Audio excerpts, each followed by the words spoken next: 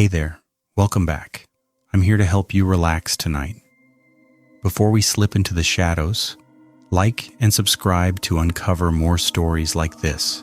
Let me know in the comments, where are you listening from and what time is it there? It really brings our community together. Now dim the lights for that cozy vibe and stick around till the end. Let's dive into the unknown. I took a job as a fire lookout in northern Montana after my life fell apart.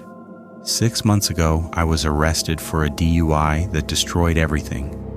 Lost my job as a paramedic, lost my apartment, and worst of all, I totaled my car with my younger brother in it. He survived barely, but he's still doing physical therapy for his shattered leg.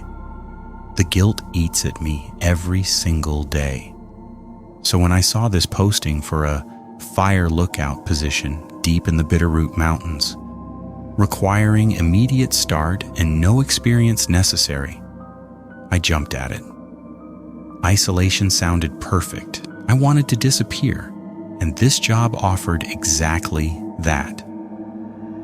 The pay was surprisingly good for what seemed like such a simple gig, which should have been my first red flag, but I was desperate. A gravel-voiced man named Fergus called me back within an hour of my application. He said the previous lookout had quit suddenly and they needed someone immediately. He asked if I could start in 2 days. I said yes before he even finished the question. He gave me coordinates, told me to pack for at least 3 months, and said I'd find everything else I needed at the tower. Then he added something strange right before hanging up.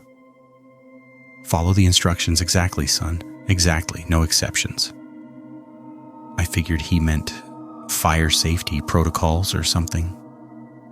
I'm standing at the trailhead now, staring up at the dense pine forest that stretches endlessly before me. It's early June, and the morning air is crisp enough to see my breath. According to Fergus, the hike to the tower is about 6 miles, mostly uphill. I've got my pack loaded with clothes, toiletries, some books, and way too many granola bars. The trail is well marked at first, which is reassuring. I pass a weathered sign that reads, Cold Water Lookout, 5.8 miles, with an arrow pointing into the trees.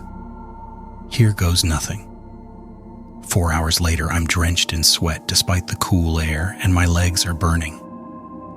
The trail got steeper and rockier the higher I climbed. But the views are incredible when the trees occasionally open up. Endless mountains rolling in every direction, still capped with snow on the highest peaks. I can see why they need fire lookouts out here. One spark and these forests would go up like kindling. I finally see it through the trees. My new home. The Cold Water Lookout Tower is a small cabin perched on top of a 40-foot metal tower, overlooking a vast expanse of wilderness. It's more isolated than I imagined. I can't see another structure in any direction, just trees and mountains. Perfect. The metal stairs clang under my boots as I climb up. At the top, there's a small deck wrapping around the cabin. The door is unlocked. Inside it's sparse but functional. A single bed in one corner. A small desk with a large two-way radio, a wood-burning stove, a few cabinets, shelves with supplies and windows on all 4 sides giving a 360 view of the forest. There's a map of the area spread across the desk with zones marked in different colors. A pair of binoculars hangs on a hook by the window. A firefinder, the tool used to pinpoint smoke locations, sits mounted in the center of the room. On the desk, next to the radio, is a thick binder labeled Lookout Operations Manual and a white envelope with Read Immediately written on it in red marker. I drop my pack and reach for the envelope first. Inside is a handwritten note on lined paper. The handwriting is shaky, almost frantic. If you're reading this, you're the new lookout. Good luck. You're going to need it. The official manual won't tell you what you really need to know. I've worked here for 3 seasons and I've learned things the hard way. Follow these rules if you want to survive. Don't ask questions. Don't try to understand it. Just follow them. I'm done with this place. I'm getting out while I still can. Silas. Below that, a list of rules. Rules for cold water. Lookout. Never respond to the radio between 2 and 2:30 a.m., no matter what you hear. Keep the volume up, but don't touch the receiver. If you see a light moving through the forest at night, mark its location on your map, but do not attempt to investigate it or report it until morning. Once a week, on Thursday nights, you must leave a can of food on the deck before sunset. Any canned food will do. Make sure the can is unopened. Do not watch to see what takes it. If you wake up and find muddy footprints leading from your door to your bed and back again, immediately wash them away and burn sage in the cabin. There's sage in the cabinet under the sink. Do not go to sleep again until sunrise. Every Sunday at noon exactly, walk the perimeter of the clearing around the tower's base. Count the stone cairns. There should be 7. If there are more than 7, dismantle the extra ones immediately. If there are fewer than 7, rebuild them using rocks from the forest. Never let the count be anything other than 7. If you hear someone calling your name from the forest, only respond if you hear it exactly 3 times. Once or twice, ignore it completely.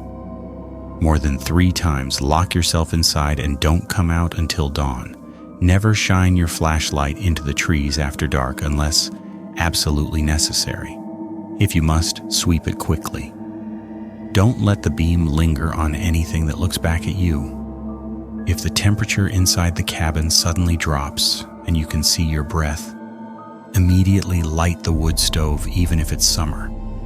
Keep it burning until the cold passes. Do not look at the windows while the cabin is cold. There's a trail that branches off the main path about half a mile down, marked with a faded red ribbon. Do not take that trail. Do not even look down it. If you see a woman in a white dress at the edge of the clearing during the day, she's safe. If you see her at night, she's not. If you see her during the day and she waves at you, wave back. If you see her at night, close all the curtains immediately and stay away from the windows until morning. Sometimes you'll find small objects moved in the cabin, books rearranged, the coffee pot turned around, the chair pulled out from the desk. This is normal. Just put them back and don't acknowledge it out loud. The emergency phone in the cabinet should always show a dial tone when picked up. If you pick it up and hear breathing instead, hang up immediately and don't use the phone for 24 hours. If your compass starts spinning wildly while you're outside, return to the tower immediately using the sun or landmarks. Don't trust the compass until the next day. On nights when you hear drums in the distance, place a glass of water on the windowsill on the north side. The drums will stop by morning. Don't drink from that glass. If all the birds suddenly go silent during the day, get to the tower immediately and lock the door. Don't leave until you hear them again. There's a basement door in the cabin floor near the stove. It's locked and chained. Do not attempt to open it. Do not even touch the chain. If you hear sounds coming from below, turn the radio up loud until they stop. Once a month, you'll receive a supply drop by air. The pilot won't land. If you see anyone approaching on foot, claiming to be delivering supplies, do not let them in. Do not engage with them. They'll leave eventually. If you see your reflection doing something you're not doing, leave that room immediately and don't return for at least an hour. Avoid all mirrors and reflective surfaces until sunset. Sometimes smoke signals are real fires. Sometimes they're not. If you report smoke and dispatch tells you there's nothing there, don't argue. Just log it and move on. Above all, keep this list hidden. If anyone official asks about rules beyond the standard Firewatch protocols, you only know what's in the official manual. These other rules don't exist. I read through the list 3 times, my hands starting to shake. What the hell is this? Some kind of hazing ritual for new lookouts, an elaborate prank? But the handwriting looks genuinely panicked, not playful. And why would the previous guy quit mid-season if this was just a joke? I fold the paper and shove it in my pocket, then crack open the official operations manual. It's exactly what I expected. Dry instructions about fire identification, radio protocols, supply management, meteorological observations. Nothing weird. No mention of mysterious lights or stone cairns or women in white dresses. I spend the next few hours settling in, putting away my things, familiarizing myself with the radio and firefinder. The radio crackles occasionally with chatter between other lookouts and the dispatch center. I decide to check in like Fergus told me to. Cold water lookout to dispatch, radio check over. A woman's voice responds immediately. Dispatch to Coldwater, we read you loud and clear. Good to have you up there. Papers rustling. Luca, that right? Yes, ma'am. Luca Brennan, just arrived. Welcome to the Bitterroot. Luca. Your nearest neighbor is Grey Wolf Lookout, about 12 miles northeast. That's Jade Kowalski. Jade Ainsworth. She just got married. Haven't updated my roster. She's been up there for 2 seasons. Good people. She'll check in with you soon, I'm sure. How's everything looking out there? I scan the horizon. Clear skies, no smoke. Everything's good. Excellent. Check in every evening at 6 unless you see something. You've got the operations manual? Yes, ma'am. Perfect. You'll do fine. Dispatch out. The radio falls silent. I look around the small cabin that's going to be my entire world for the next few months. The isolation is already settling in heavy and thick. I pull out the list of rules again and reread number 1. Never respond to the radio between 2 and 2:30 a.m. Why those specific times? And what would I hear? I'm not superstitious. I'm a man of science, or I was before I threw my career away. There's always a logical explanation for things. Maybe the previous lookout just went stir crazy from the isolation. Happens to people. I've seen it in the ER, wilderness rescues, where hikers started hallucinating after days alone. This Silas guy probably just cracked. Still, as the sun starts to set and shadows grow long across the forest, I can't shake the unease creeping up my spine. The rules sit on the desk, and I can't stop glancing at them.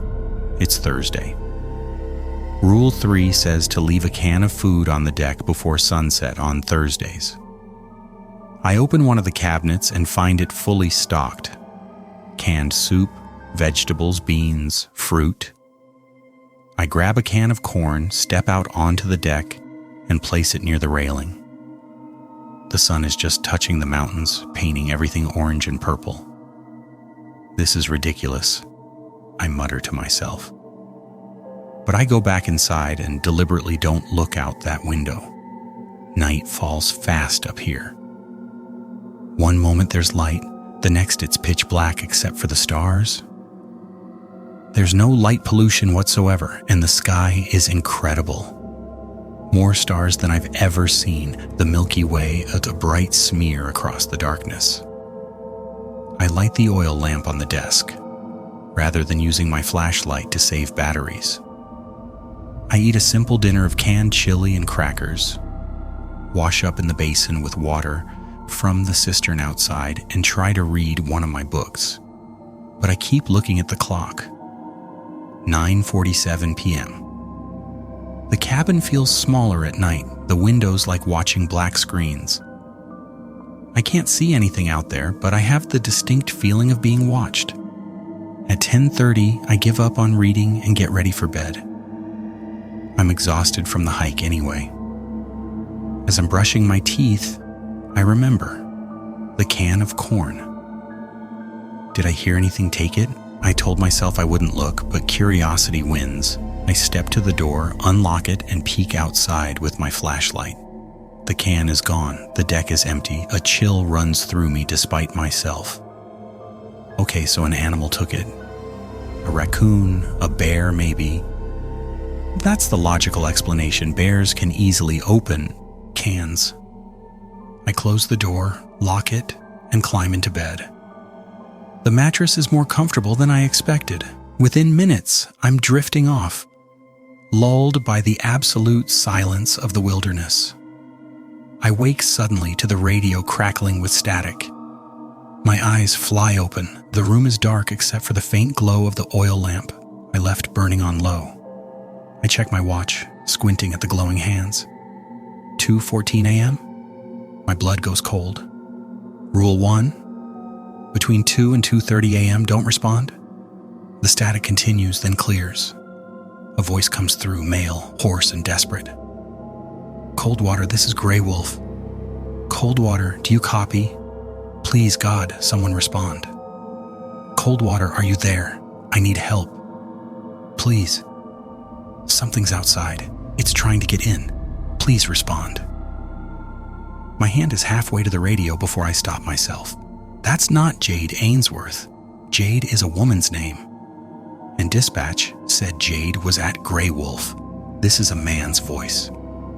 But he's calling from Grey Wolf's channel. Coldwater, please, it's at the door. Oh God, it's... The voice cuts off into static. Then silence. My heart is hammering against my ribs. Every instinct as a former paramedic is screaming at me to respond, to help. But the rule said, don't respond, no matter what. Keep the volume up, but don't touch the receiver. The seconds tick by agonizingly slow. 2:19 a.m. The radio is silent now. I'm sitting up in bed, staring at it, waiting. My mouth is dry. At 2:23, the radio crackles again. Coldwater Lookout. This is Coldwater Lookout. Can anyone hear me? This is Luca Brennan at Coldwater. I'm trapped. Something's in the tower with me. If anyone can hear this, please send help. Please. That's my voice, coming through the radio. My voice, panicked and terrified, begging for help. But I'm not touching the radio. I'm sitting in my bed, listening to myself. It's in the room. Oh God, it's looking at me. My voice on the radio screams, a horrible, pain-filled sound that cuts off abruptly. Then just static. I'm frozen, unable to breathe. What the hell was that? Some kind of recording? But how? How would anyone record my voice? I've been here less than 24 hours. I've barely spoken more than a few sentences. At 2:31, the radio falls silent. I check my watch. The 30-minute window has passed. I should try to call dispatch to ask if they heard that, but my hands won't stop shaking. And what would I say? Hey, I heard myself dying on the radio, but I'm fine actually. They'd think I was insane. I don't sleep the rest of the night. I sit at the desk with the oil lamp, watching the darkness outside, jumping at every small sound. This isn't just someone going stir crazy. Something is wrong with this place. When dawn finally breaks, I'm exhausted. The fear has subsided into a dull anxiety. The forest looks normal in daylight, beautiful even. Birds are singing. The sun is warm. I step outside onto the deck, and the morning air is fresh and clean.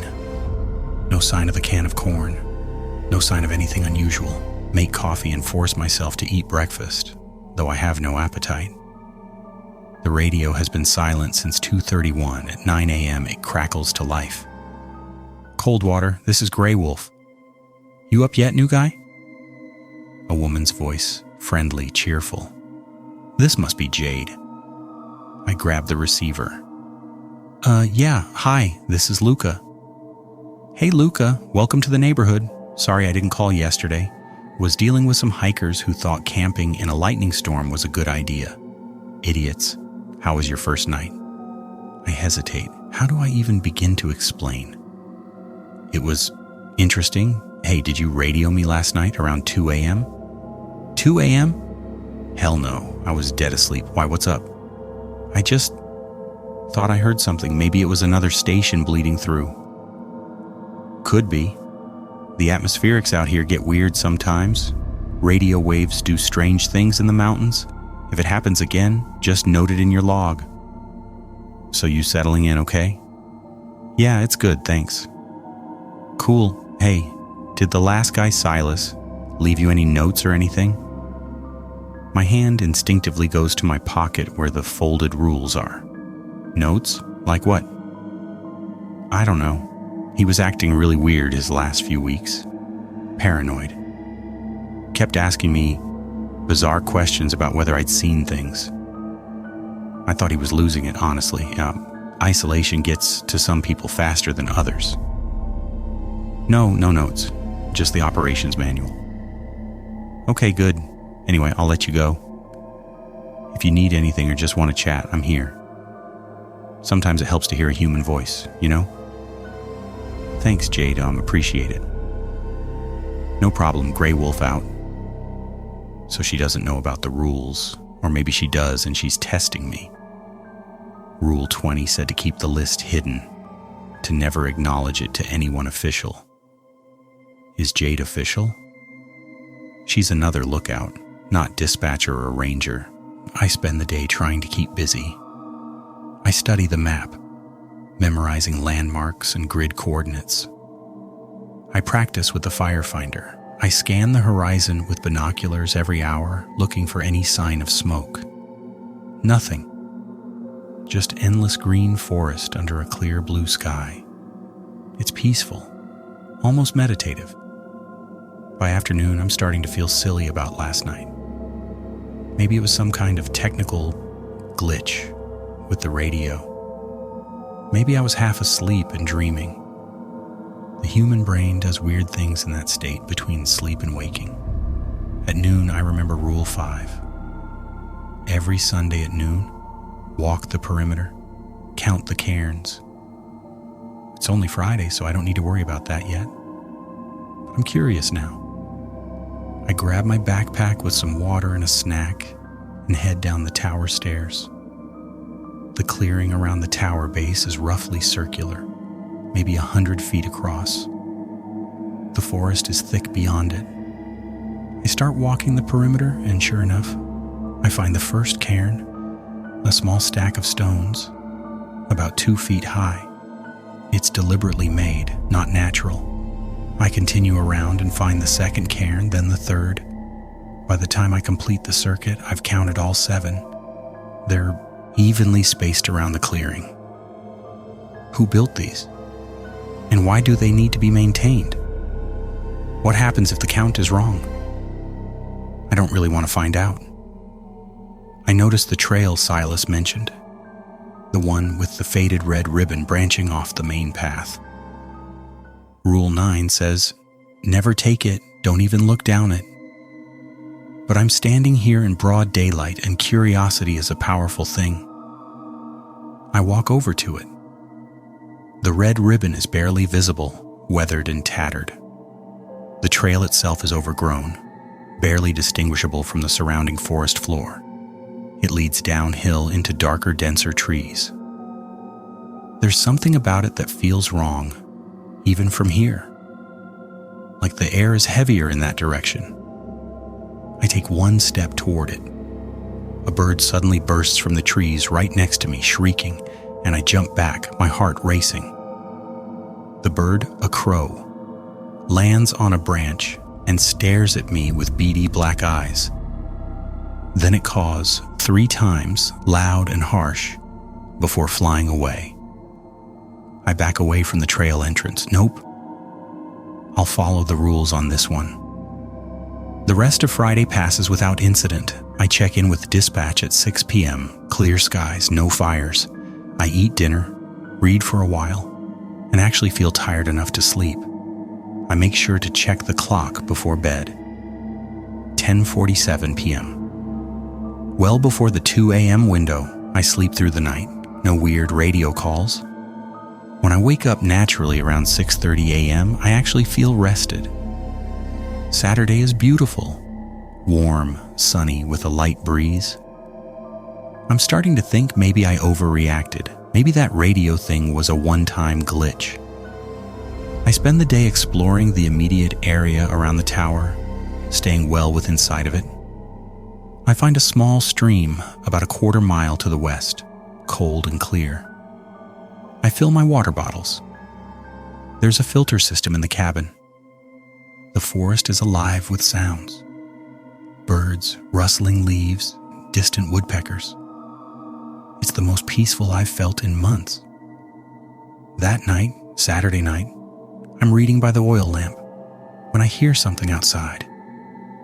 A rustling sound like something moving through the underbrush. I grab my flashlight and go to the window. Rule 7.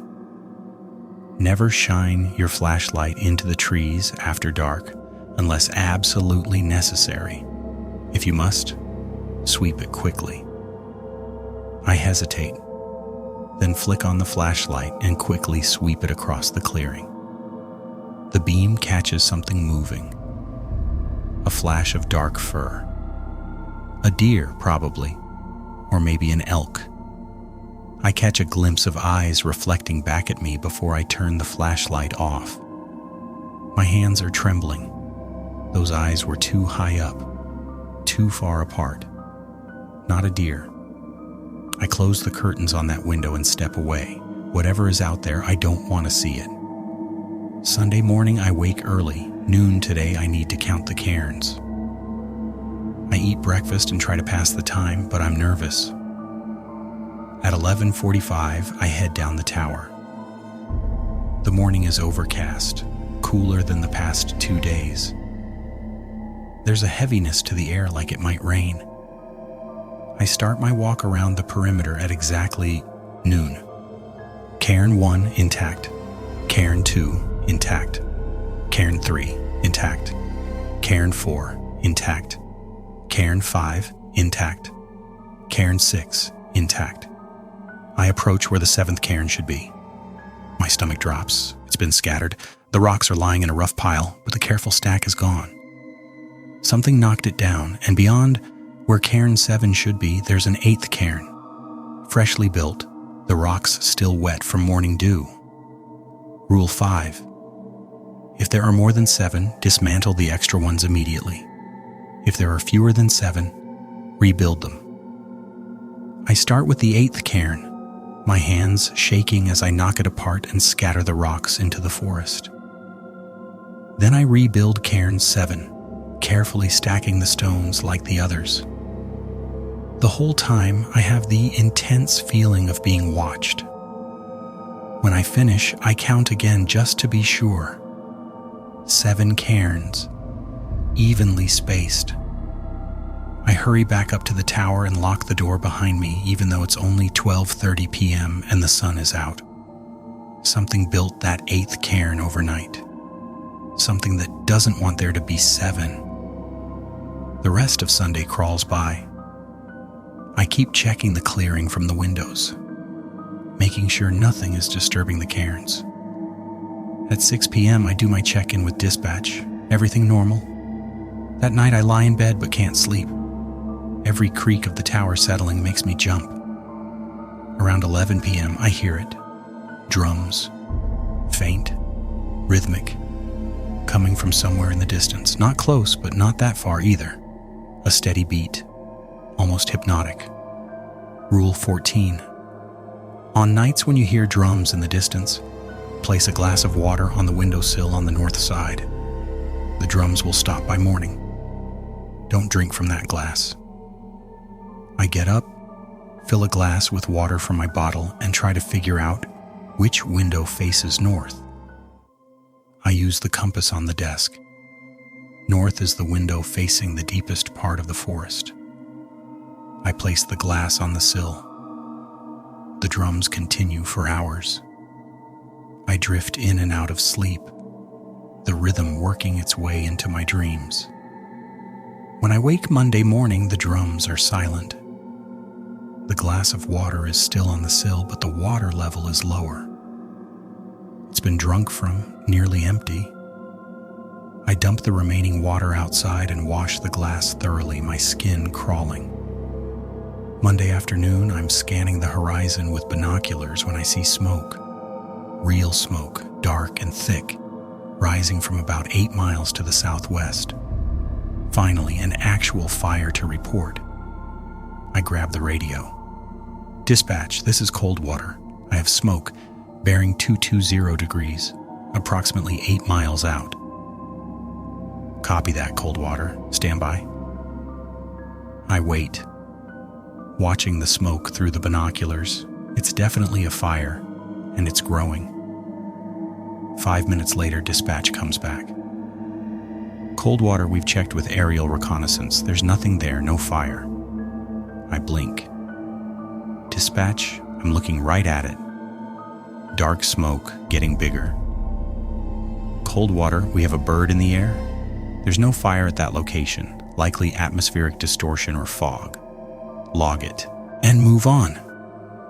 I stare at the smoke, which is still clearly visible. Rule 19. Sometimes smoke signals are real fires, sometimes they're not. If dispatch says there's nothing there, don't argue. Copy that, dispatch. Logging it now, Coldwater out. The smoke continues to rise for another hour, then gradually dissipates. I never saw flames, just smoke.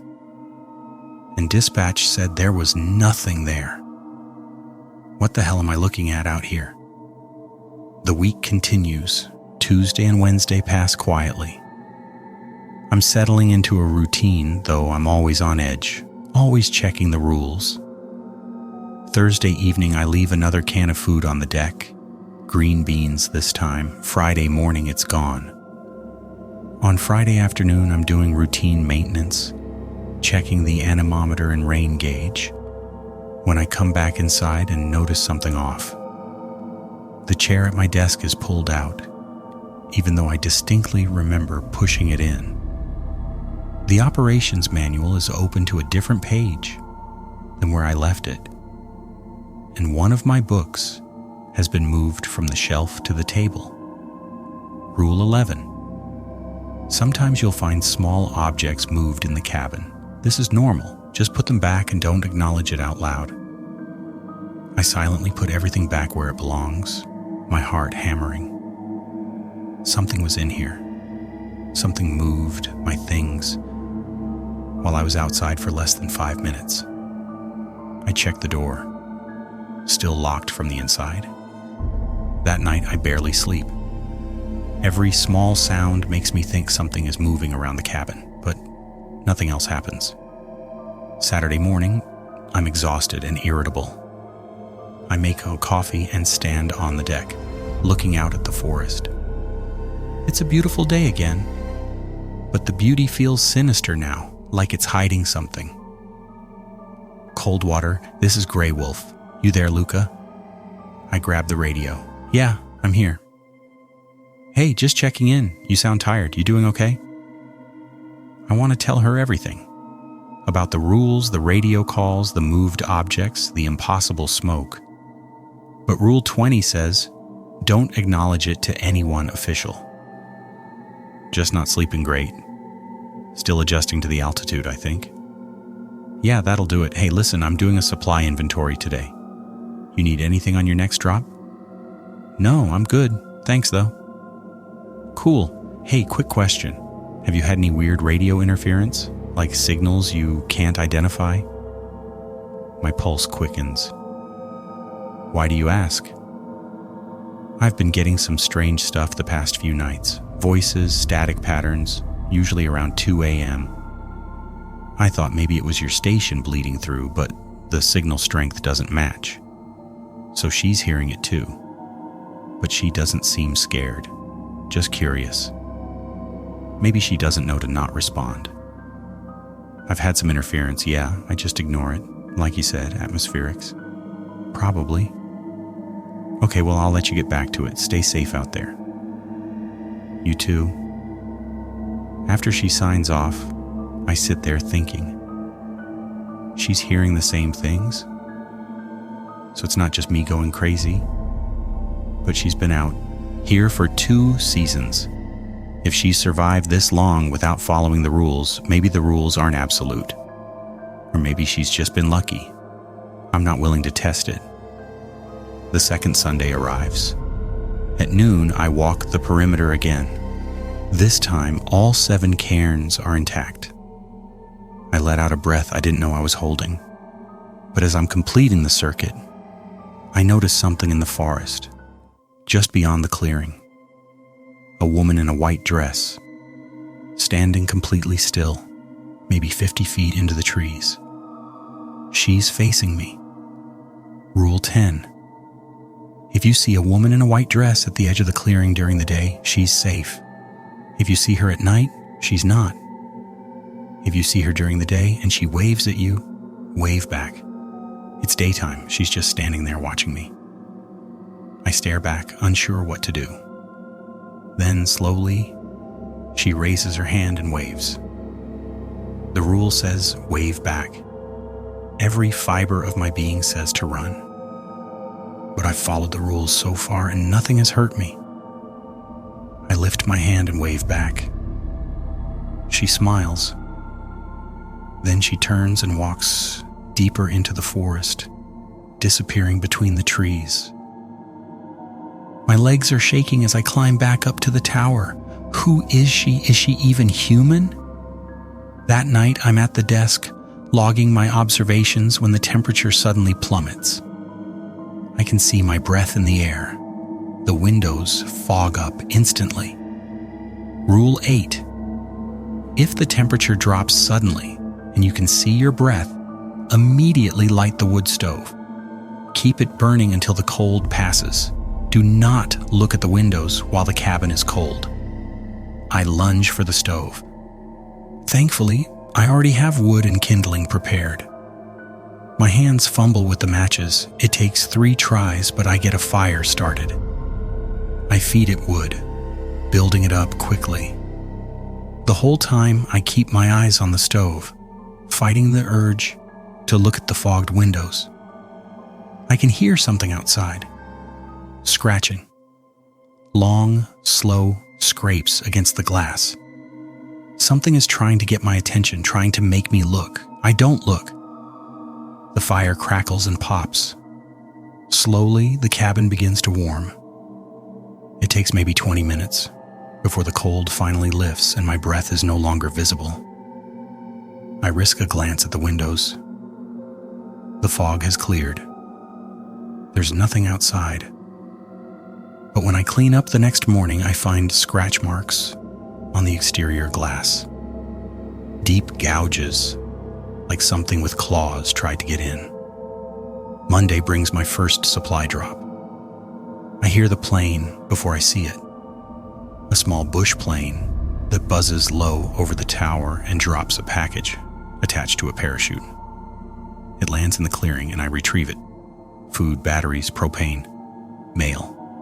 I didn't expect that. There's a letter from my brother. I sit on the deck and read it. He's doing better. Physical therapy is helping. He doesn't blame me, he says, even though I blame myself. He hopes I'm finding peace out here. I fold the letter carefully and tuck it into my shirt pocket. I'm not sure I'm finding peace, but I'm definitely finding something. As I'm carrying supplies up to the cabin, I glance down the main trail and see someone walking up, a figure in the distance, climbing toward the tower. Rule 17. Once a month, you receive a supply drop by air. The pilot won't land. If you see anyone approaching on foot claiming to deliver supplies, do not let them in. I hurry up to the cabin and lock the door, watching through the window. The figure gets closer. It's a man wearing a ranger uniform and carrying a backpack. He looks official, he looks normal. He reaches the base of the tower and looks up. "Hello? Luca Brennan? I'm Ranger Desmond, just doing a welfare check. Can I come up?" I don't respond. My hands are gripping the windowsill. "Luca, I've got some paperwork for you to sign, just routine stuff. Won't take a minute." I stay silent. He waits at the bottom of the stairs for a full 10 minutes, calling up occasionally. Then finally he shrugs and walks away, back down the trail. I watch until he disappears into the trees, my heart racing. That night, Tuesday night, I'm lying in bed when I hear my name. "Luca." It's faint, coming from outside. A woman's voice, soft and sad. Rule 6. If you hear someone calling your name from the forest, only respond if you hear it 3 times. Once or twice, ignore it completely. I lie still, barely breathing. "Luca." That's twice. I wait, counting my heartbeats. Silence, just twice. I don't respond, don't move. After an hour, I drift into uneasy sleep. Wednesday afternoon, I'm trying to read but can't focus. The isolation is wearing on me, but it's the rules that are really grinding me down. The constant vigilance. Always wondering which rule might come into play. I decide to check the emergency phone, something I haven't done since arriving. I open the cabinet and pull out the old rotary phone. It's not connected to any visible line. Probably runs through some kind of satellite system. I lift the receiver. Dial tone. Normal. I'm about to hang up when the dial tone cuts off and is replaced by breathing. Heavy, wet breathing. Rule 12. If you pick it up and hear breathing instead, hang up immediately and don't use the phone for 24 hours. I slam the phone down, my hands shaking. The breathing continues. I can still hear it, even though the phone is back on the hook. I shove the phone back in the cabinet and close the door. The breathing stops. Thursday comes. 3rd week, 3rd offering. I leave a can of tomato soup on the deck at sunset. Friday morning, it's gone, like always. I'm 3 weeks in now, 21 days, 70 odd more to go. I'm not sure I'll make it. Friday night, I wake up in darkness. The oil lamp has gone out. I reach for my flashlight, click it on, and immediately see them. Muddy footprints. Leading from the door to my bedside and back again. Tracks made by bare feet. Human-sized but wrong somehow. The toes are too long, the prints too deep. Rule 4. If you wake up and find muddy footprints from door to bed and back, immediately wash them away and burn sage. Do not go to sleep again until sunrise. Something stood over me while I slept, watching me. I force myself out of bed. My whole body is shaking as I get water and rags and start scrubbing up the prints. The mud is dark, almost black, and it smells like rot. I have to get it all up, every trace. Once the floor is clean, I find the sage in the cabinet under the sink, exactly where the rule said it would be. I light it and wave it around the cabin, the sharp smoke filling the small space. I don't know if this does anything, but the rule says to do it. I spend the rest of the night sitting in the chair at the desk, wrapped in a blanket, keeping the oil lamp burning bright. I don't sleep, I can't. Every time I close my eyes, I imagine that thing standing over me again, watching. Dawn finally comes. I've never been so grateful to see the sun. Saturday, I'm a zombie. I force myself to stay awake all day, terrified of what might happen if I fall asleep. I drink coffee until my hands shake, pace the cabin, do calisthenics on the deck. Jade checks in around noon. "Hey, Luca, you okay? You've been quiet lately. Just tired. You sure that's all? You sound rough. I want to tell her. I want to ask if she's found footprints, if she's heard the drums, if she's seen the woman in white. But I don't. I'm fine, just need better sleep.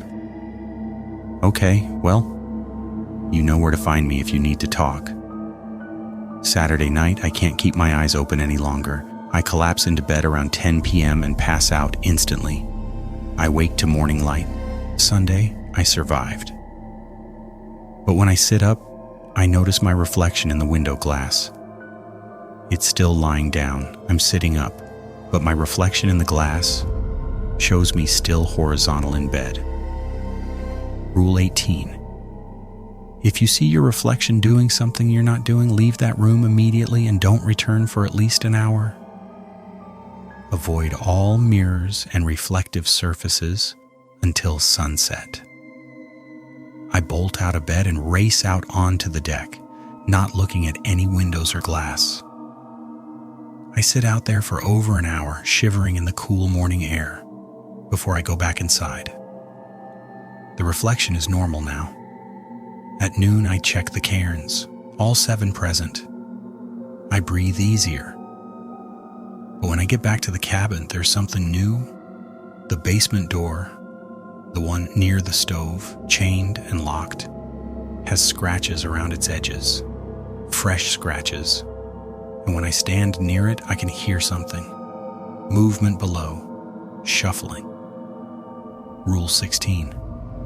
There's a basement door. It's locked and chained. Do not attempt to open it. If you hear sounds from below, turn the radio up loud until they stop. I turn the radio on full blast. After 10 minutes, the sounds stop. What's down there? Week 4 begins. I'm falling apart. I've lost weight. The stress is killing my appetite. I'm sleeping maybe 3 or 4 hours a night, and those are fitful. The rules have become an obsession. I check the list dozens of times a day, making sure I'm following everything correctly. Thursday night, I leave my 4th offering, a can of fruit cocktail. I'm starting to wonder what's taking them. A bear would tear into the cans, leave a mess, but these disappear cleanly, no trace. Friday, I'm outside checking the rain gauge when all the birds suddenly go silent. The forest was full of sound 1 second, chirping, rustling, bird song, and the next, nothing. Complete silence. Rule 15. If all the birds go suddenly silent during the day, get to the tower immediately and lock the door. Don't leave until you hear them again. I run. I'm inside and locking the door within seconds. My heart is pounding. I look out the windows, trying to see what caused it. There's nothing. Just trees and silence. I wait. 10 minutes. 20. 30. Then I hear it. A snapping sound. Trees breaking. Something massive is moving through the forest. I can't see it, but I can track its movement by the sounds. Branches snapping, trees groaning. It's circling the tower. Whatever it is, it's huge. Too big to be a bear or elk. After an hour, the sounds stop. Gradually, the birds begin to sing again. One at a time at first, then building to a normal chorus. I wait another 30 minutes before I unlock the door. When I finally venture out, I find a tree at the edge of the clearing snapped in half. It's a pine, maybe 40 feet tall, broken like a twig. No storm did this. Something with immense strength broke it. I don't sleep that night. Sunday morning, I'm in bad shape. I'm exhausted, paranoid, jumping at every sound. But I have to check the cairns. At noon, I drag myself down the stairs. Cairn 1 through 6, intact. Cairn 7, knocked over. Cairn 8, newly built. Cairn 9, newly built. No. There are 9 cairns. I start dismantling 8 and 9 immediately, scattering their rocks. My hands are shaking so badly I can barely stack stones to rebuild Cairn 7. The whole time I feel eyes on me. Something in the forest is watching, angry, that I'm fixing this. I finally get Cairn 7 rebuilt. I count 7 total. As I'm finishing, I see her, the woman in the white dress. But it's evening now. The sun is setting, twilight turning everything gray. Rule 10. If you see her at night, she's not. If you see her at night, close all the curtains immediately and stay away from the windows until morning. I run for the tower stairs. I'm halfway up when I hear footsteps behind me, fast and light. I don't look back. I reach the cabin, throw myself inside, and start closing all the curtains. My hands fumble with the last one. I see her in the glass reflection right behind me. She's smiling, but it's not a kind smile. Her eyes are wrong. Too dark. Too empty. I yank the curtain closed and back away from the windows. I can hear her outside, circling the deck. Her footsteps are soft but deliberate. She stays out there for hours, walking around and around. Sometimes she scratches at the door. Sometimes she whispers my name. I sit on the floor with my back against the stove, waiting for dawn. When the sun finally rises, the footsteps stop. I'm at my breaking point. I grab the radio. Dispatch, this is Coldwater. Go ahead, Coldwater. I need to request an emergency evacuation. I'm experiencing severe psychological distress. I need to come down. There's a long pause. Coldwater, can you clarify the nature of your distress? How do I explain? Isolation is affecting me badly. I'm hearing things, seeing things. I need to leave. Another pause. Coldwater, we can arrange for a welfare check. Ranger Desmond can be there in 3 days. No, I say too quickly. No, I don't want a welfare check. I want to leave. Coldwater. Per your contract, you committed to the full season. Leaving early forfeits your pay and bonuses. Are you sure? 3 months of work, 3 months of pay. Money I desperately need. I'll think about it. Copy that. You can request evac anytime, but we encourage you to stick it out. Let us know. Dispatch out. I sit there holding the radio, trying not to cry. I'm trapped. Not by the rules or the forest or whatever is out there. I'm trapped by my own circumstances. I need this money. I can't afford to leave. That night, Monday night, I'm lying in bed when I hear my name again. Luca. Once. I wait. Tense. Luca. Twice. Every muscle in my body is clenched. Don't say it a third time. Please don't say it a third time. Luca. 3 times. Rule 6. Only respond if you hear it exactly 3 times. I get up and go to the window. The curtains are open. It's safe. It's not 2 a.m. It's not the woman in white. I look out into the dark forest. Hello? I call out. A light appears in the trees, bobbing, moving, coming toward the tower. Rule 2. If you see a light moving through the forest at night, mark its location, but do not investigate until morning. But I already responded to my name. The rule made me respond. Now what? The light gets closer. I can see it's a lantern held by someone walking through the forest. A figure emerges into the clearing. It's Silas, the previous lookout. I recognize him from the employee photo in the operations manual. He looks up at the tower and waves. Luca, let me in. I need to warn you. Every instinct says this is wrong. Silas quit. He left. Why would he be here? Stay there, I call down. I'm coming. I don't know why I said that. The words just came out. I grab my flashlight and start down the stairs. Silas meets me at the bottom. You have to leave, he says urgently. His eyes are wild, desperate. The rules aren't enough. I thought they were, but they're not. It's learning. It adapts. What is? What's out here? I don't know what to call it. Something old. It's tied to this place. The tower, the forest. It was here before the lookout existed. The rules help, but every season it gets smarter. It learns the patterns. The cairns, it changes them to test you. The woman in white, that's it too, or part of it. Everything out here, it's all the same thing wearing different faces.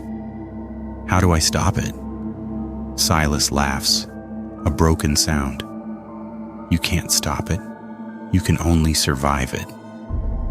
That's what I thought I was doing, following every rule perfectly. But then I realized the rules are part of it too. It's training us, teaching us its patterns so it can... He trails off, looking past me into the dark forest. So it can what? He looks back at me and his eyes are completely black now. His smile is too wide. So it can wear us too. I stumble backward. This isn't Silas. This is it, the thing, wearing his face. I turn and run for the tower stairs. Behind me, Silas, the thing that looks like Silas, laughs. I reach the cabin, slam the door, lock it. When I look out the window, Silas is gone. The clearing is empty. That was a test. I failed by coming down. Rule number 6 said to respond only if I heard my name 3 times, but it didn't say to go outside. It just said, respond. I could have responded from inside the cabin. I'm learning the rules, but I'm also learning that following them exactly as written isn't enough. I have to think about the intent behind them. Tuesday brings rain, a steady drumming on the roof. It's actually peaceful, normal. I spend the day organizing supplies and rereading the operations manual, trying to distract myself. That evening, the rain stops. As I'm making dinner, I catch movement in my peripheral vision. One of my books on the shelf tilted forward on its own and fell. Rule 11. Objects moved in the cabin are normal. Just put them back. Don't acknowledge it out loud. I walk over silently, pick up the book, and put it back on the shelf. As I turn away, every book on the shelf falls at once, hitting the floor with loud thuds. I stand there, my back to the shelf, hands clenched into fists. Don't acknowledge it. Don't acknowledge it. I walk back to the stove and continue cooking as if nothing happened. Behind me, I hear the books sliding across the floor, rearranging themselves. After dinner, the books are back on the shelf in a different order than before. Wednesday night, I'm trying to sleep when the drums start again. I get up, fill a glass of water, and place it on the north windowsill, but this time I watch. I know I'm not supposed to, but I have to see. The drums continue for an hour, then, in the moonlight, I see something approach.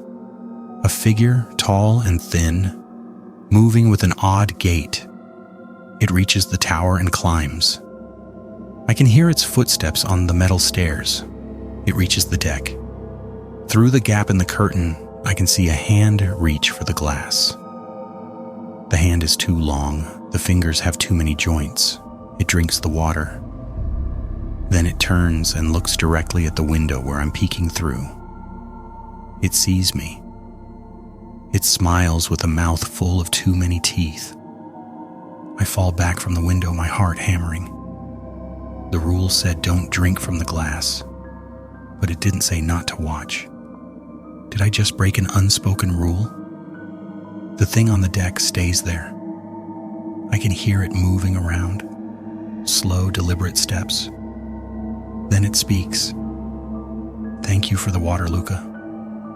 Its voice is like gravel scraping over metal, not human, not even close. I don't respond. I'm pressed against the far wall, trying to make myself small. You're doing so well following the rules. Most don't make it this long. It's at the door now. I can hear it breathing on the other side, wet and raspy. But you saw me. You weren't supposed to see me. The door handle rattles. Thank God I locked it. That means we have to change the rules. The drumming stops. The thing's footsteps recede down the stairs. When I finally work up the courage to check the window, it's gone. The glass is empty and sitting exactly where I left it. I don't sleep. I sit at the desk with my flashlight and wait for dawn. Thursday morning, I'm a wreck. When I go to leave my weekly offering, I find something on the deck. A new piece of paper folded neatly and weighted down with a stone. My hands shake as I pick it up and unfold it. New rules. 21. You watched when you shouldn't have. Now you must leave the deck door unlocked every night. It won't hurt you if you pretend to sleep. If you lock the door, it will find another way in. 22. When it visits, keep your eyes closed. Count its footsteps. If it takes more than 13 steps inside the cabin, start praying. No, absolutely not. I'm not leaving the door unlocked. That's insane. I crumple the paper and throw it off the deck. Then I leave my offering, a can of peas, and go back inside, locking everything. That night, Thursday night, I'm sitting at the desk when something slams against the door so hard the whole cabin shakes. Again and again. The metal stairs scream as something massive pounds up them. The door splinters, the lock holds, but the wood around it is cracking. I grab the list of rules, frantically scanning them. Nothing about this. Nothing about what to do if it tries to break in. The pounding stops suddenly. Silence. Then I hear it at the windows. All of them at once, scratching, tapping, pressing against the glass. The curtains billow inward even though the windows are closed. I run to the wood stove and light it even though it's not cold. I don't know what else to do. The fire catches quickly. The sounds at the windows stop. A voice whispers from right behind me. You'll learn. I spin around. Nothing there. When morning comes, I find deep gouges in the door and all around the window frames. If it wanted to get in, it could have. This was a warning. Friday, I'm barely functional. I need to make a decision. Follow the new rules or leave, request evacuation, and forfeit everything. I think about my brother, the medical bills, the debt I'm in. I think about starting over with nothing. I can do this. I can survive. People have done this job before. Silas lasted over a year. I just have to be smart. That night, Friday night, I make my decision. I leave the door unlocked. I get into bed fully clothed, boots on, knife in my hand under the blanket. I close my eyes and control my breathing, trying to look asleep. Around 1 a.m., I hear it. The door opens slowly, creaking. Footsteps on the wooden floor. I count them. 1, 2, 3, 4, 5, 6. It's at the foot of my bed. 7, 8. It's beside my bed now. I can smell it. Rot and earth and something chemical. 9, 10. It's leaning over me. I can feel its breath on my face, cold and wet. 11, 12. It's touching my hair, running those 2 long fingers through it gently. 13. It stops. The 13th step would take it past me, deeper into the cabin. It doesn't take it. The footsteps retreat. 12, back to 1. The door closes. I don't move for another hour. When I finally open my eyes, there's something on the pillow next to my head, a flower, a white lily, fresh like it was just picked. I throw it out the window as soon as the sun rises. The second month begins, week 5. I've adapted to the routine. Monday through Wednesday pass in a haze of exhaustion and vigilance. I check in with Dispatch and Jade. I scan for fires. I follow the rules. On Thursday, I leave another offering, a can of chicken soup. And that night, I leave the door unlocked again. It visits. This time, only 8 steps. It touches my face, tracing the contours like it's memorizing them. Then it leaves. Each weekly visit, fewer steps. It's getting comfortable with me, or I'm getting comfortable with it. I'm not sure which is worse. Sunday of week 5, I check the cairns. 7 all intact. But when I turn to head back to the tower, the woman in white is standing in the clearing. It's daytime, so she's safe. She waves at me. I wave back like the rule says. She walks toward me. The rule didn't say what to do if she approaches. She stops about 10 feet away, up close. I can see she's beautiful in an unsettling way. Too perfect. Like a painting or a porcelain doll. Her dress is old-fashioned, from maybe the 1800s. There's no wind, but the hem of her dress moves like it's underwater. "You're doing well," she says. Her voice is soft, melodic. Most don't make it past the first month. "What are you?" I ask, my voice cracking. "I'm the between," she says, tilting her head. "Between the world you know and the world underneath. Between alive and gone, between sleeping and waking. This place sits on a thin spot where the between leaks through. What do you want? To exist, to be remembered, to touch the warm and the living, even if just for moments." She smiles sadly. The rules keep us at bay mostly, but they also feed us. Every time you follow them, you acknowledge us. You give us power. So if I stop following the rules, you'll die.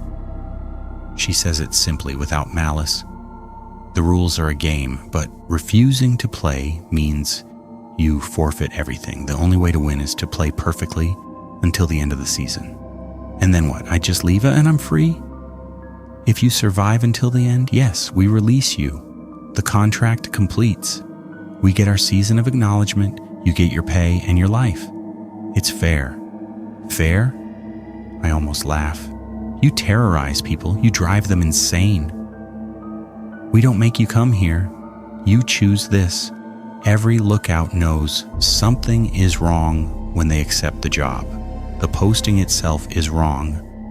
Suddenly available, too much pay, too remote. You knew, Luca. You just needed the money more than you needed safety. She's right. I did know. Something about that job posting felt off from the start, but I was desperate. What happened to Silas? Her expression darkens. He tried to cheat. He found the basement door, thought he could understand us, control us. He opened it. What's in the basement? The before? What we were before we became the between? Don't open it, Luca. That's not a rule you can survive breaking. She turns and walks back into the forest, fading between the trees like mist. I climb back up to the tower, my mind reeling. The between. The rules are feeding it, but they're also the only protection I have. I'm trapped in a game I didn't know I was playing. Week 6. I'm in a rhythm now, as dark as that sounds. The nightly visits on Thursdays have become almost routine. The thing enters, counts its steps, touches me gently, my hair, my face, my hand, and leaves. It's never hurt me. The moved objects, the drums, the occasional temperature drops. I handle them automatically now without panic. Just follow the rules, check the list, stay alive. Jade radios more frequently now. I think she can hear the change in my voice. I'm hollower, more distant. Luca, seriously, are you okay? You sound different. I'm fine, just tired. Have you been going outside, getting exercise? Sometimes being cooped up in the tower for too long can... I said I'm fine, Jade. Silence on the other end. Then, okay. Well, I'm here if you need anything. I feel bad for snapping at her, but I can't explain. The rules say not to acknowledge them to anyone official, and Jade feels official even if she's just another lookout. On Tuesday of week 6. I'm doing my evening scan when I see something that makes my blood run cold. Smoke. Real smoke, not the phantom kind. And it's close, maybe 2 miles southeast, growing fast. Dispatch, this is Coldwater. I've confirmed smoke, bearing 135 degrees, approximately 2 miles. It's growing rapidly. Copy that, Coldwater. Confirming with aerial now. I watch through the binoculars. The smoke is dark and thick. Definitely a fire, and it's spreading. The wind is blowing it northeast, away from the tower, but there are hiking trails in that area. Coldwater, we confirm. Fire crews are being dispatched. Keep monitoring and report any changes in direction or intensity. Copy that. Over the next 4 hours, I watch the fire. Crews arrive and start containing it. By 11 p.m., they've got it under control. It was a lightning strike, dispatch tells me. Natural causes. I'm relieved. Finally, a normal fire. Normal danger, that makes sense.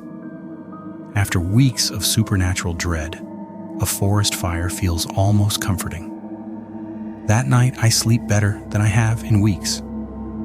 Wednesday morning, I wake up and immediately know something is wrong. The cabin is freezing cold, and there's frost on the inside of the windows. It's June. This shouldn't be possible. Rule 8. Light the stove, don't look at the windows. But it's daytime now. The rule specifies this happens at night. I risk a glance at the nearest window. There's a face pressed against it. Gray skin, hollow eyes, mouth open in a silent scream. Not the woman in white. Not the thing that visits on Thursdays. Something else. I lunge for the stove, get a fire going. The face stays at the window, watching me the entire time. It takes 15 minutes for the cabin to warm up, and the face is there the whole time, never blinking, never moving. When the temperature finally normalizes, the face fades away like fog clearing. A new manifestation. The between is showing me more of itself.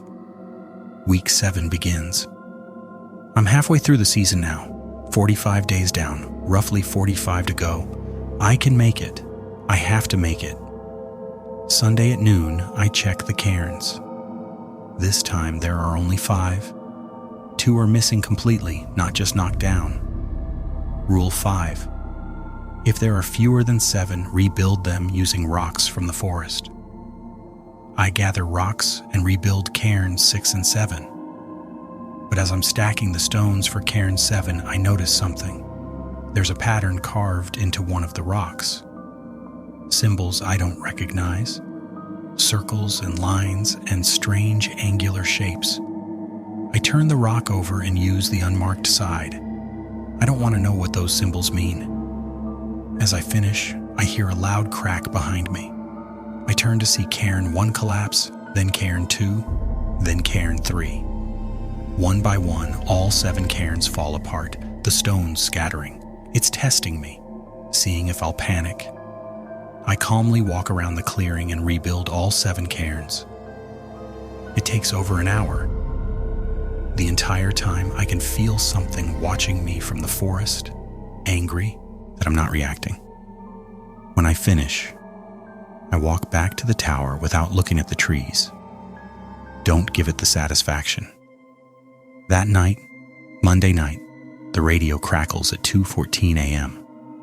I'm awake, like I always am during the danger window. Coldwater, this is Coldwater. Can anyone hear me?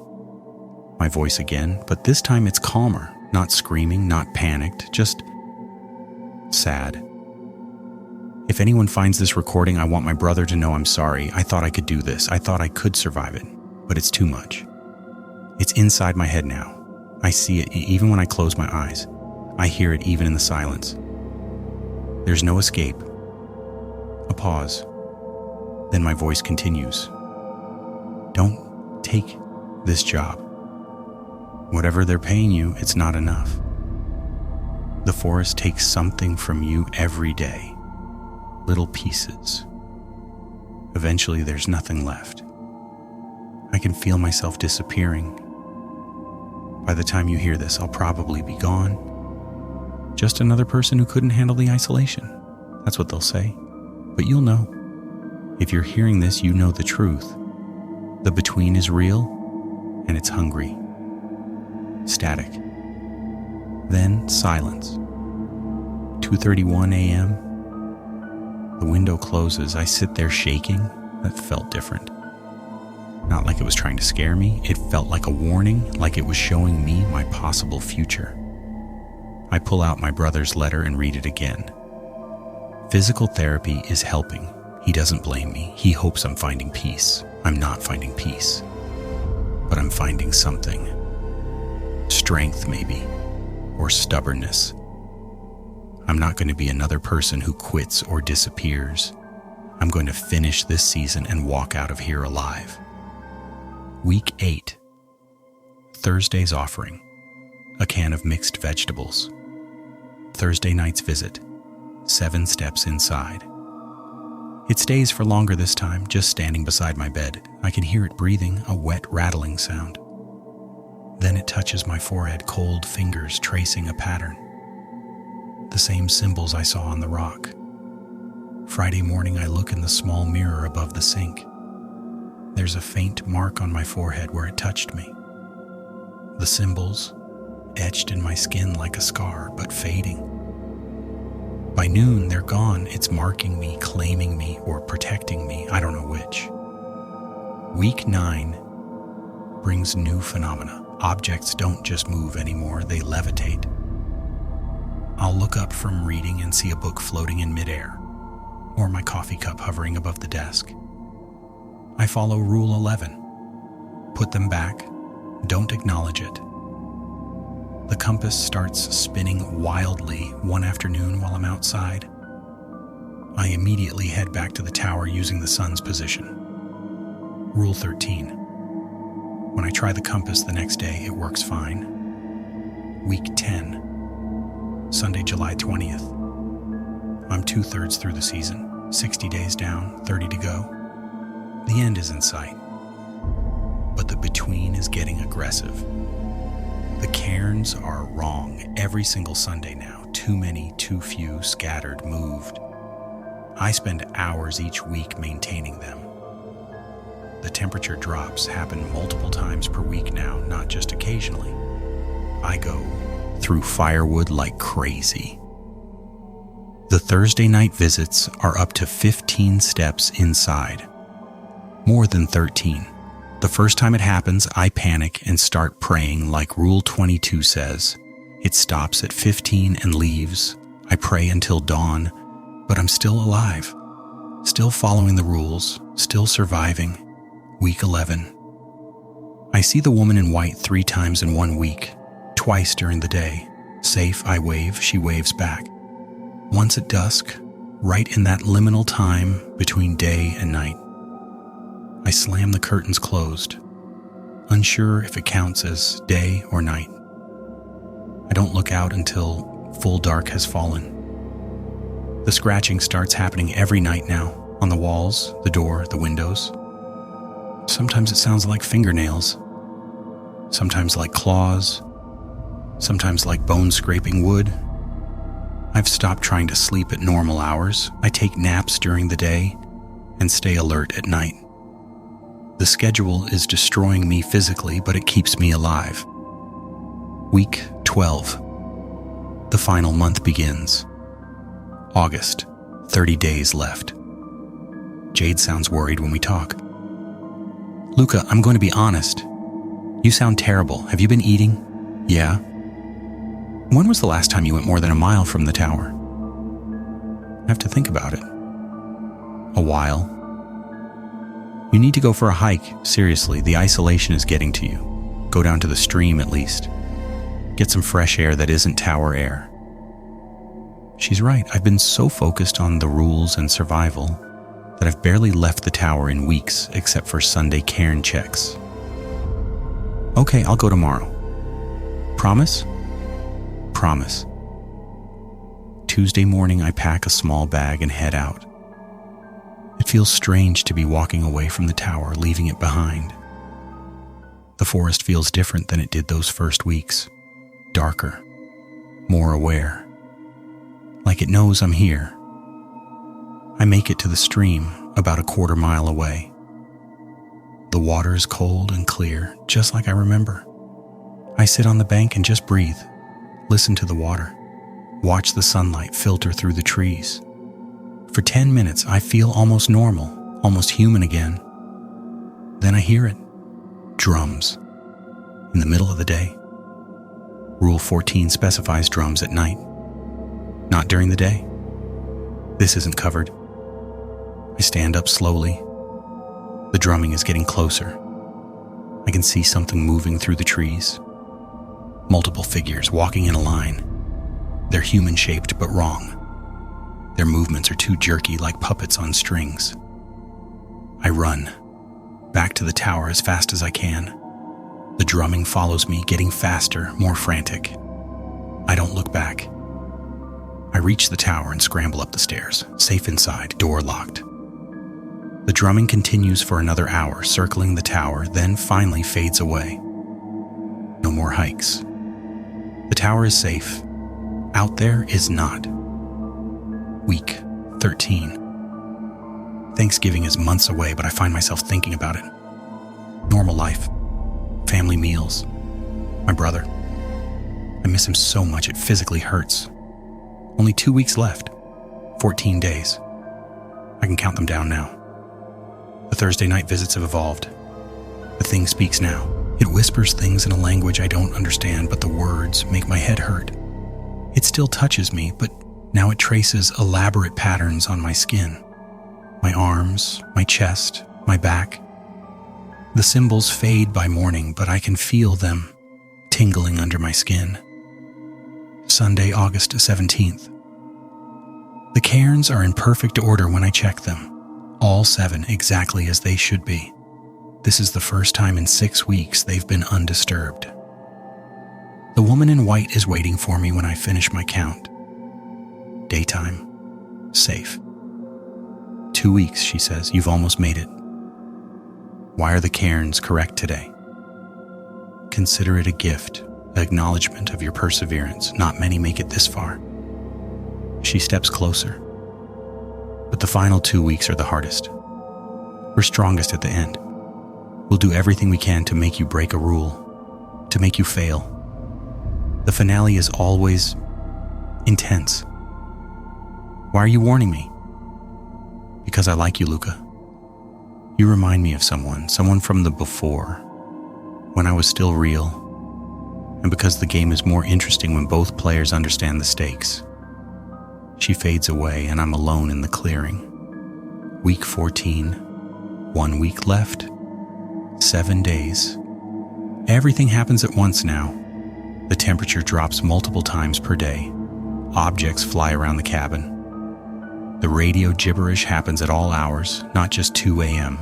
The drums are constant. Faces at every window. I leave the door unlocked every night and the thing visits every night. Not just Thursdays. Sometimes it takes 20 steps inside.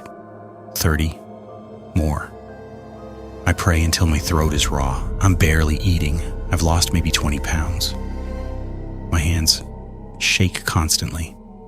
I see things in my peripheral vision that vanish when I look directly at them. But I'm still following the rules. Still surviving. Jade finally confronts me. Luca, dispatch is concerned. I'm concerned. You need to request an evacuation. You're not well. 1 week. I can make it 1 more week. At what cost? Luca, whatever they're paying you isn't worth your mental health. It's not about the money anymore. Then what's it about? I don't answer. How do I explain that if I quit now, it wins? That walking away feels like letting it defeat me?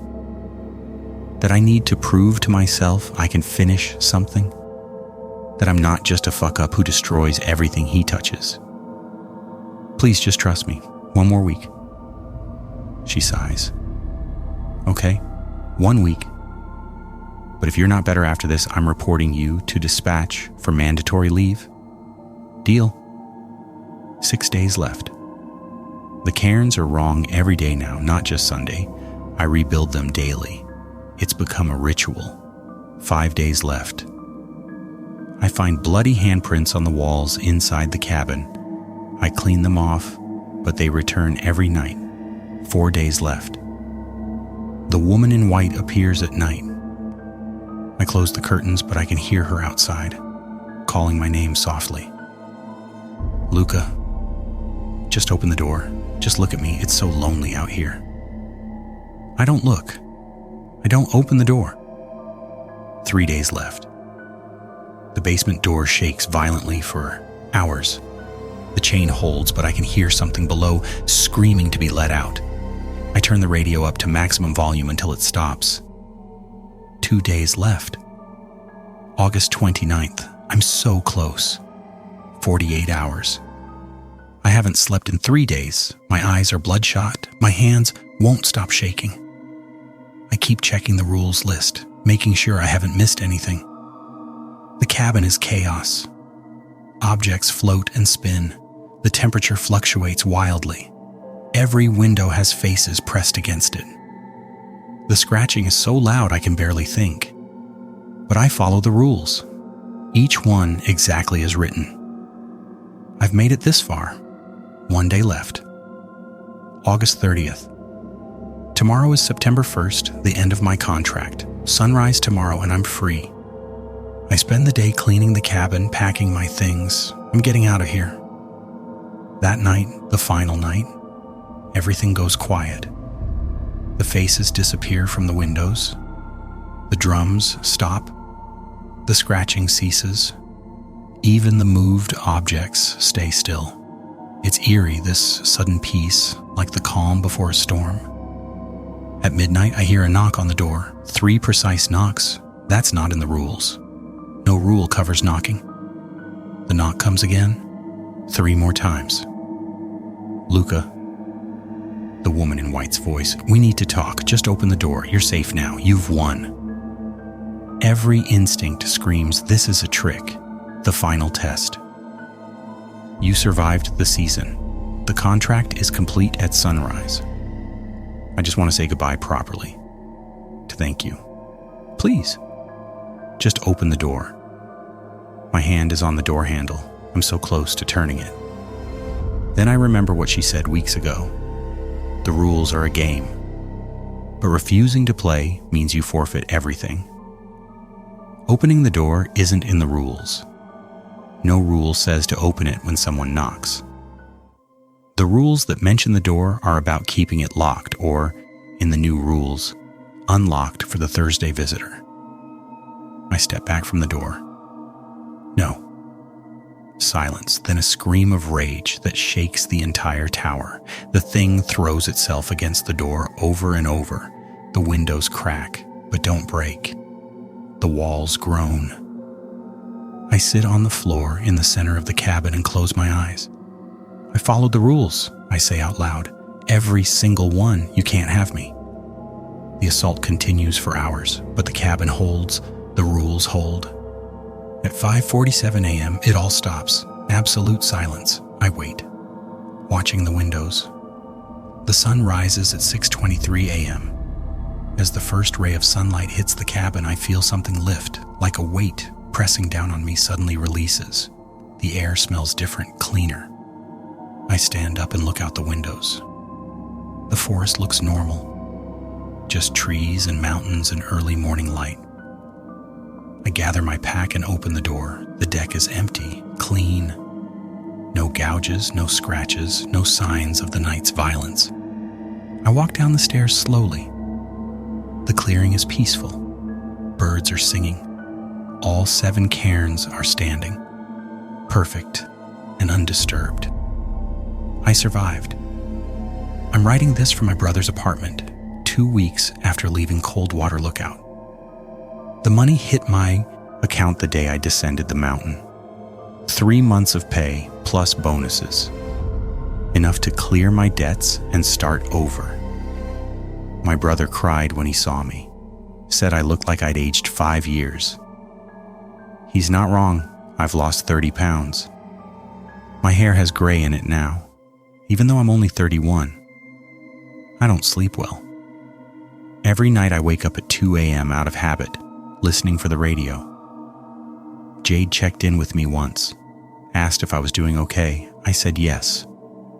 She didn't believe me, but she didn't push. Fergus called to offer me the same job next season. Better pay. I hung up on him. The marks on my skin, the symbols that thing traced, I thought they'd faded completely, but in certain light I can still see them. Faint, like old scars. Jade noticed them when I video called her and she asked what they were. I said tattoos. She didn't believe that either. I found an envelope in my pack when I was unpacking. Inside was a note in handwriting I recognized from the original rules list. Silas, you made it. Congratulations. But it doesn't end when you leave. The Between remembers you now. You acknowledged it for 3 months, fed it, gave it power. It will reach for you sometimes, in dreams, in reflections, in moments between sleeping and waking. Don't worry, it can't hurt you anymore. The contract is complete, but it will remember. And sometimes you'll remember too. Welcome to the Club of Survivors. There aren't many of us, S. He's right. Sometimes I see things in mirrors that aren't quite right. Sometimes I hear drums in the distance when I'm alone. Sometimes I wake up with symbols traced on my skin that fade by morning. But I'm alive. I survived the Between, and I'll never ever go back. And that's how it ended, or so we assume for now. If this tale kept you on edge, like and share it with a friend who dares to listen, then subscribe for more eerie nights like this one. Thanks for unwinding with me. Sleep tight if you can, and remember, follow the rules. Always.